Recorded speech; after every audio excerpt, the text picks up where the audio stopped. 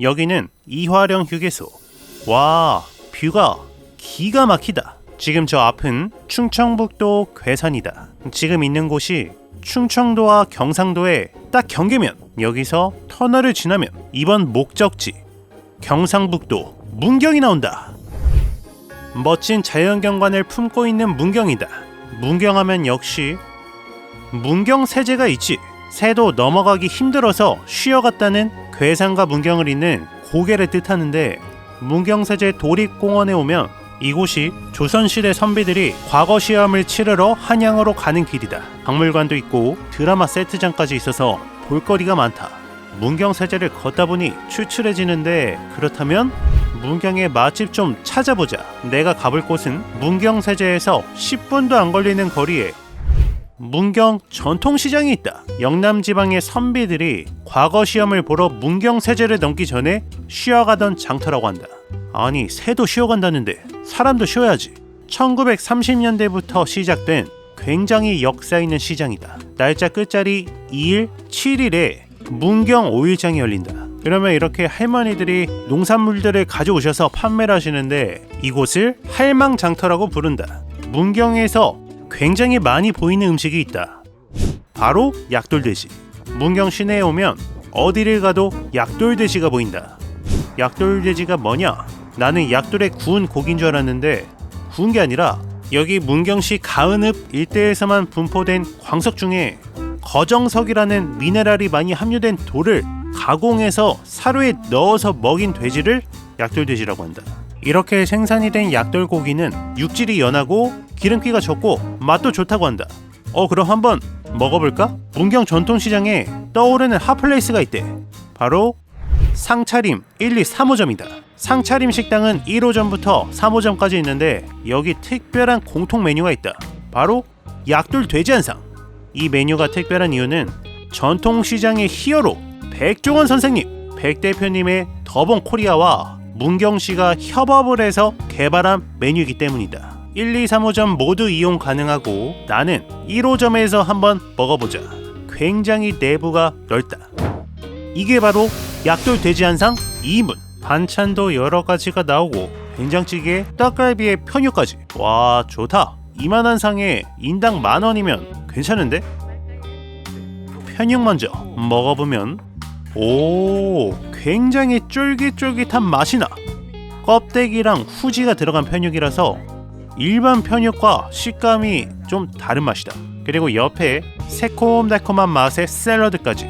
좋은데? 다음으로 약돌돼지를 활용한 떡갈비. 야채도 많이 들어있는데, 와, 살짝 달콤하면서 다짐 육이라서 고기 씹는 느낌도 있으면서 씹을 때마다 육즙이 퍼지는 너무 맛있는 떡갈비다. 샐러드까지 더해서 한입. 좋아. 지역 농산물을 활용한 반찬도 맛있고 따뜻하고 고소한 된장찌개까지. 먹어보니까 전체적으로 정갈하고 깔끔하고 부족함 없는 한상. 구성이나 느낌이 더본 코리아에서 만들어준 것 같은 아주 균형 잡힌 한 끼 식사를 할 수 있는 느낌이었고, 가격으로도 괜찮아서 누구나 맛있게 한 끼 식사하기 좋은 약돌 돼지 한상이었다. 이번에는 상차림 식당들의 메인 메뉴들을 살펴볼 건데, 먼저 1호점은 돼지갈비 전문점이다. 특징은 사과를 활용한 돼지갈비다. 이 집은 밀키트로 약돌 돼지갈비를 판매하고 있고, 내가 먹어볼 것은 사과 품은 돼지갈비. 와, 상차림 좋다. 폭탄 계란찜이 서비스. 상차림 1호점에서는 이모님이 모든 고기를 다 구워주신다. 갈비가 큼직해서 좋았다. 갈비에 사과 과육을 갈아서 그대로 고기를 젤 때 쓰신다. 문경 특산물 사과가 가득한 갈비야. 잘 구워진 돼지갈비를 먹어보면, 이야, 부드러워. 많이 달지 않고 적당히 달콤하면서 부드러운 식감이 너무 좋다. 단맛 자체가 인위적인 맛이 아니라 정말 과일의 단맛이 느껴지는 것 같은 은은한 단맛이 굉장히 매력적이다. 그리고 고기가 연해. 그냥 입에서 막 녹는 것 같아.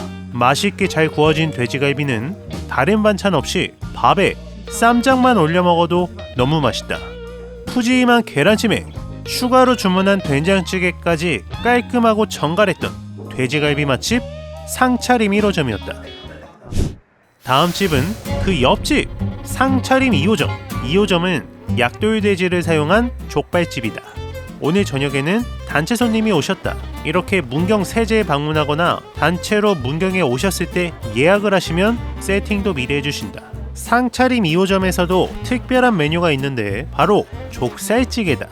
다른 동네에서는 본 적이 없는데 문경에서만 가끔 이 메뉴가 있다. 이것이 바로 반반족발. 쌈채소에 반찬도 좋고, 그리고 옆에 있는 게 문경에서만 보였던 족살찌개다. 족살찌개라는 음식이 문경에 생기게 된 이유가 있다. 문경은 과거 탄광이 있었던 곳으로 1900년도 중반에 최대 호황기를 맞이했다. 임금 수준도 높고 인구도 현재 2배 이상이었다. 1980년대 석탄 산업이 쇠퇴하면서 자연스럽게 인구도 줄고, 과거 탄광이 있던 자리는 석탄 박물관이 생기고, 석탄을 옮기던 철로는 현재 철로 자전거가 되었다. 그 당시에 탄광에서 일하던 인부들이 석탄가루를 씻어내기 위해서 돼지고기를 즐겨 먹었고, 그래서 돼지 다리살로 만든 족살찌개가 탄생하게 되었다. 족살찌개를 보글보글 끓여주고 두부 먼저 먹어보면, 와, 족살찌개 찐이다. 이게 약간 굉장히 진하게 잘 우러난 두루치기를 먹는 느낌. 사장님이 말씀하시기를 고기를 먼저 한번 볶아낸 다음에 끓여낸 찌개라고 한다. 반반족발의 맛은? 와, 일단 첫 번째로 불맛. 입안 가득 불맛이 싹 퍼지면서 매콤하고 달달한 게 매운 음식을 좋아하는 사람은 무조건 좋아하겠다. 매운맛이 쫄깃한 족발 껍질이랑 부드러운 살이랑 너무 잘 어울려. 매운 족발 옆에는 이렇게 간장 양념 족발이 있다. 오, 이거는 단짠이 느껴지는 호불호 없이 맛있게 누구나 먹을 수 있는 맛. 간이 적당해서 좋았다. 많이 안 짜. 족발이 껍질이 쫀득쫀득하고 고기는 부드러운 게 고기 자체가 맛있는 느낌이다. 저녁에 야식으로 막 생각날 것 같은 맛. 족발을 시켰는데 정갈한 반찬도 여러 가지가 나와서 한 끼 식사하기도 좋고, 밥 반찬으로도 좋고, 안주로는 더욱 좋겠다. 특히나 매콤한 족살찌개랑 쫀득쫀득한 족발이랑 굉장히 잘 어울렸던 약돌 돼지로 만든 족발을 먹을 수 있는 곳, 상차림 2호점이었다. 다음은 그 옆집 상차림 3호점이다. 이곳은 국밥 종류, 주 메뉴가 황태 해장국과 소고기 국밥이다. 내부가 다 넓다. 나는 소고기 국밥 하나랑 돈가스도 하나 먹어보자. 와, 국밥 하나 시켰는데 6종의 반찬이 나와. 맛있는 소고기 국밥집을 가도 깍두기 하나만 주는데 이게 다 정성인 것 같아. 돈가스도 큼직하게 한 접시 나왔다. 먼저 소고기 국밥인데, 오, 생각보다 고기가 굉장히 큼직큼직하게 들어있다. 좋다. 안 짜고 얼큰하고 고소한 게 너무 맛있어. 간이 완벽하다. 소고기가 다양한 종류별로 듬뿍듬뿍 들어있는데 고기도 부드럽고 얼큰하고 고소한 국물이랑 너무 잘 어울린다. 한 수 젓을 때마다 고기가 계속 나와. 고소함이 가득하다. 그리고 여기에 정성이 들어간 반찬들, 직접 만드신 파김치부터 새콤달콤한 피클, 반찬들이 너무 훌륭하잖아. 국밥 하나 먹는데 반찬이 이렇게 다채롭게 나오니까 만족감이 더 높을 수밖에 없다. 이번에는 돈가스. 솔직히 돈가스를 가장 맛있게 먹는 방법은 밥 반찬으로 찌개랑 먹는 게 제일 맛있다. 역시 소고기 국밥이랑 잘 어울려. 돈가스가 있어서 아이들이랑 방문해도 괜찮을 것 같고, 큼직한 소고기가 아낌없이 들어있어서 인상적이었던 상차림 3호점이었다. 이번에는 문경 전통시장 주변에서 로컬 맛집을 한번 찾아보자. 사실 문경에서 약돌 돼지보다 더 많이 보이는 게 한 가지 있다. 바로 문경 사과! 사과나무가 끝없이 보여. 문경에서는 진짜로 어디를 가도 사과나무가 보이고 어디를 가도 사과 농장이다. 차를 타고 문경 거리를 달리다 보면 1km 가기 전에 사과 밭이 하나씩 계속 보인다. 그리고 문경의 특산품 중 또 하나는 오미자. 오미자도 문경에서 계속 보여. 그래서 문경에는 오미자 박물관도 있고 오미자 터널도 있지. 아니, 여기 오미자 터널에 엄청난 분위기의 카페 같은 곳이 있다. 오미자 터널에서 먹는 오미자 차맛, 새콤하니 아주 맛있다. 이렇게 문경에서는 어디를 가도 사과와 오미자가 보인다. 이번에는 문경하루 사과파이 전문점이다. 문경하루의 사장님이 직접 사과밭에서 사과를 재배하고 수확하고 판매하는 사과 농장주분이시다.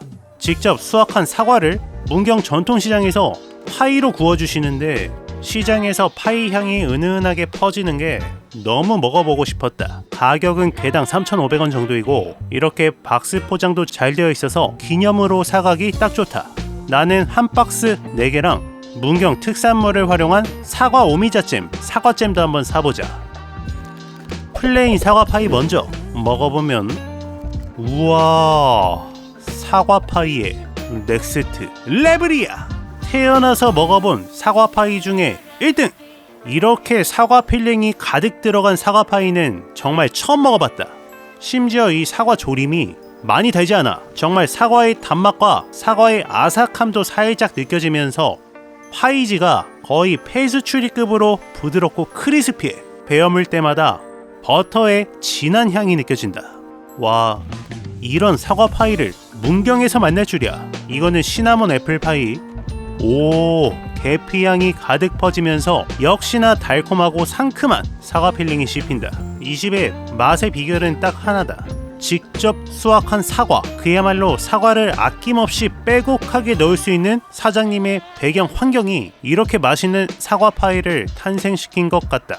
문경에 왔을 때 기념품으로 사갈 만한 문경하루였고 집에 와서 잼도 한번 먹어봤는데 우와, 태어나서 이렇게 사과 알이 살아있는 잼은 처음 본다. 이거는 그냥 사과 조림이야.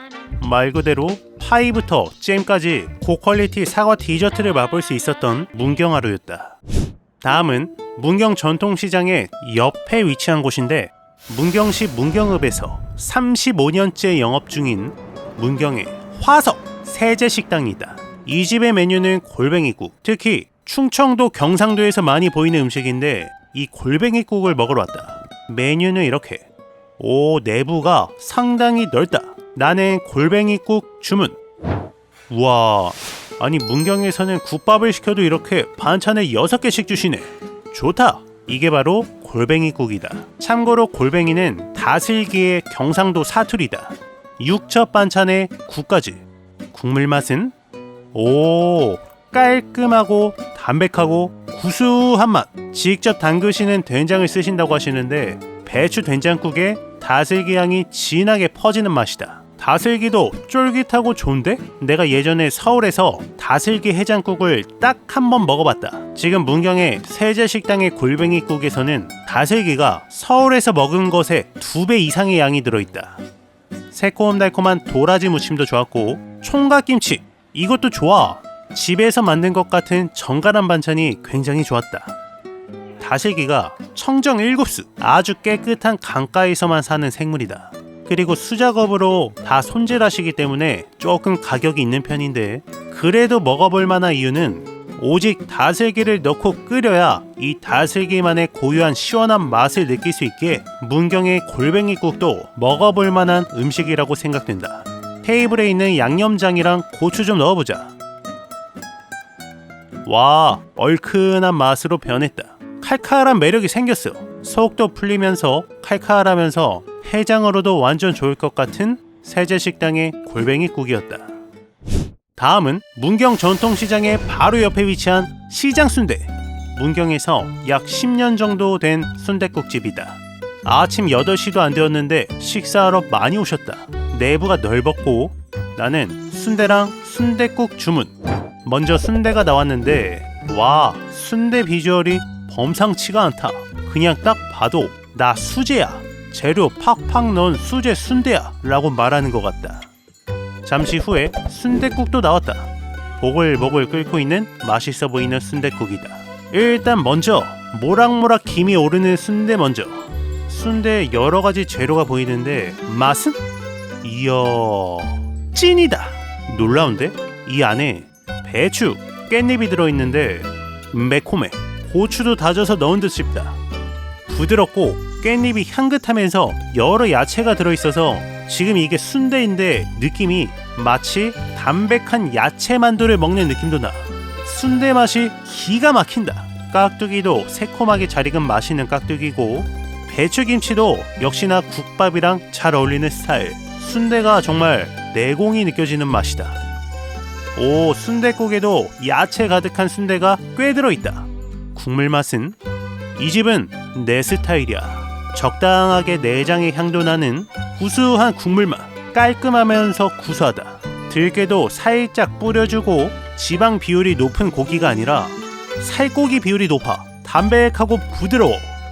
살코기도 충분히 들어있고 맛있는 김치에 특별한 순대까지 훌륭하다. 안 그래도 지금 밖에 바람도 많이 불고 영하까지 떨어진 날씨였는데 따끈한 국밥은 정말 사막의 오아시스 같은 맛이다. 밥을 말 때 양념장은 국룰이지. 얼큰한 국물 맛이 먹을수록 땡기게 하는 맛.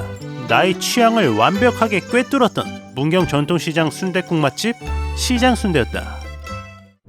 다음 집은 문경 전통시장 입구 바로 반대편에 위치한 당포식당. 12년 정도 된 오래된 보리밥집이다. 그런데 여기도 특별한 메뉴가 보인다. 바로 산초두부. 이게 바로 산초두부다.